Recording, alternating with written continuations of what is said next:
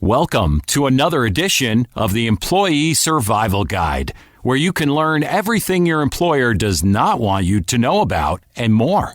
Now, here's attorney Mark Carey. The Supreme Court just issued a groundbreaking decision making it unlawful for employers to discriminate on the basis of a person's sexuality or gender identity. About half the states already have laws protecting LGBTQ employees, but this decision extends employment rights to all LGBT folks in America and opens the federal courts to them.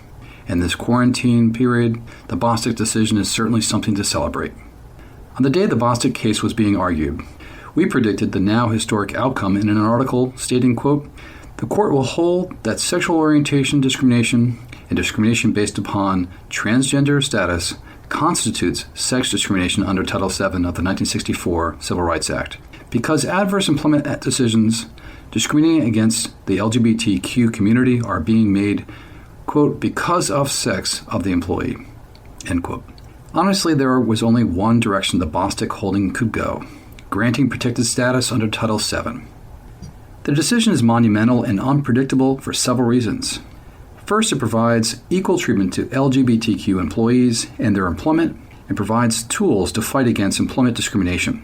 Sexual orientation carries as equal a significance as race, national origin, and religion under Title VII. Second, the Supreme Court's decision demonstrates what we have been complaining about for a long time. Employment law is not political and should not be politicized. Employment law is bipartisan and protects everyone. Here, conservative justices Gorsuch and Roberts joined with the court's liberal wing, Bader Ginsburg, Breyer, Sotomayor, and Kagan, to expand Title VII protections to a whole new class of employees. We are all equal under Title VII, contrary to current popular media depiction that as a country we are inherently unequal and divided during this election season. The Bostock decision actually involves 3 separate cases with almost identical facts and different outcomes. Frankly, advocates could not have dreamed up the perfect test cases for securing LGBTQ employment rights if they tried. They each involve long-term employees who were fired from their jobs after their employers learned they were homosexual or transgender, and for no other reason. They involve both public and private employers. Gerald Bostock worked for Clayton County, Georgia as a child welfare advocate for more than a decade. The county won national awards for the work he did, leading the department. When influential members of the community made disparaging remarks about Mr. Bostock's participation in a gay softball league, he was fired for conduct unbecoming a county employee. The 11th Circuit dismissed the case, holding that Title VII to the Civil Rights Act does not prohibit employers from firing employees for being gay. Donald Zarda was a skydiving instructor with Altitude Express in New York.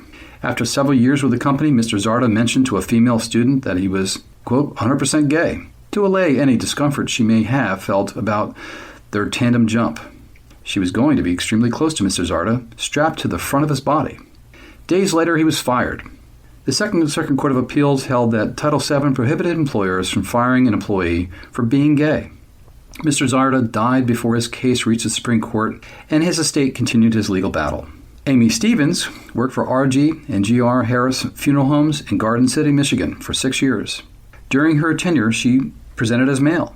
When she informed her employer that she planned to live and work full-time as a woman, upon her return from an upcoming vacation, the funeral home fired her, saying, "This is not going to work out." The Sixth Circuit's decision was consistent with the Second Circuit. Title VII prohibited employers from firing an employee for being transgender. Ms. Stevens died last month, yet her estate carried her fight to fruition. Justice Gorsuch, who wrote the opinion of the 6-3 decision, wrote, "An employer violates Title VII when it intentionally fires an individual employee based in part on sex. It doesn't matter if other factors besides the plaintiff's sex contributed to the decision, and it doesn't matter if the employer treated women as a group the same when compared to men as a group.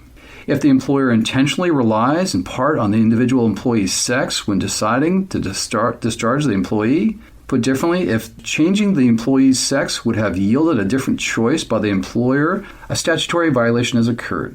Title VII's message is simple, but momentous. An individual employee's sex is not relevant to the selection, evaluation, or compensation of employees. An individual's homosexuality or transgender status is not relevant to employment decisions. That's because it is impossible to discriminate against a person for being homosexual or transgender without discriminating against that individual based on sex. At bottom, these cases involve no more than straightforward application of legal terms with plain and settled meanings. For an employer to discriminate against the employees for being homosexual or transgender, the employer must intentionally discriminate against individual men and women in part because of sex. That has always been prohibited by Title VII's plain terms, and that should be the end of the analysis. End quote. If you are an LGBTQ employee and believe you are experiencing unfair treatment at work, we have the following strategies your employer may not want you to know about. First, very quietly write down your factual narrative in a chronological order on a computer you do not use or access for work. Writing out your story is part of the investigative process that lawyers use to determine liability and how we advise our clients. If you are getting the sense you are being set up for a performance improvement plan, so-called PIP, or termination, your employer and their employment attorneys are already examining and trying to control your factual narrative, but they will never tell you that. Second, quietly gather all offending and supportive emails, text messages, Slack messages, etc., and preserve them. The contents of these documents should appear in your factual narrative in some form. Third, do not tell your supervisor or HR that you have potential claims until you speak to an employment attorney in our office or anywhere. Your supervisor and HR personnel do not represent you and work only against you on behalf of the employer. They will always deny this fact. Third, you need to decide if you are going to remain employed or seek a severance package from the employer. As attorneys, we have an obligation to keep you employed for as long as possible for our income purposes. More importantly, you may be able to gather corroborating or direct evidence of discrimination by remaining employed. Your employer will not predict you are secretly investigating them and trying to set them up. Yes, you can do that. Fourth, you never want to quit your job, as you cannot collect unemployment benefits, and it is more difficult to demonstrate a constructive discharge on any type of discrimination or wrongful termination case. Fifth, if we put your case together, we will then place the employer on notice that it is discriminating against you because of your sexual orientation and attempt to negotiate your exit package. Sixth and final, avoid litigation at all costs due to the expense and the time involved. Yes, lawyers do give that sort of advice, and we do it every day. Thank you for listening to the Employee Survival Guide, and good luck.